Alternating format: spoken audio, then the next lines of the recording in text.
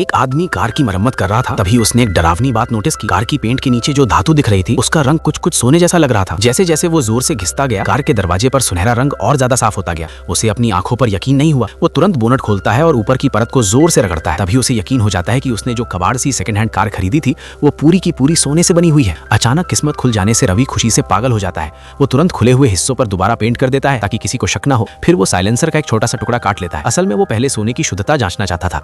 रवि उस सोने के टुकड़े को लेकर एक गिरवी की दुकान पॉन शॉप पर पहुंचता है। उसे गरीब सा देखकर दुकानदार को नहीं लगता कि ये कोई कीमती चीज लाया होगा।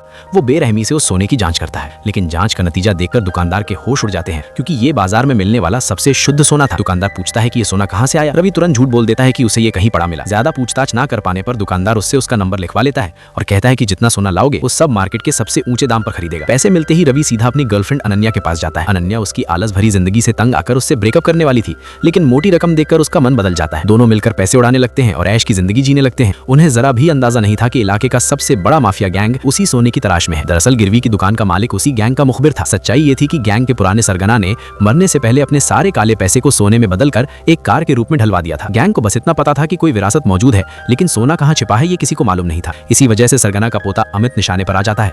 भेड़ियों जैसे गैंग के लोग उससे विरासत का पता जानना चाहते थे, लेकिन अमित को सच में कुछ भी पता नहीं था। उसे जिद्दी समझकर गैंग वाले उस पर जुल्म ढाने लगते हैं और हाइड्रोलिक कटर से उसके पैर की एक उंगली काट देते हैं। उधर रवि कृतज्ञता दिखाने के लिए उस आदमी को ढूंढता है जिसने उसे कार बेची थी और उसे कुछ पैसे देकर धन्यवाद करता है, लेकिन लौटते वक्त उसकी नजर वहां पहुंचे माफिया गुर्गों पर पड़ जाती है। खतरे को भांपते ही रवि वहां से भाग निकलता है। इस तरह गैंग एक बार फिर विरासत से चूक जाता है।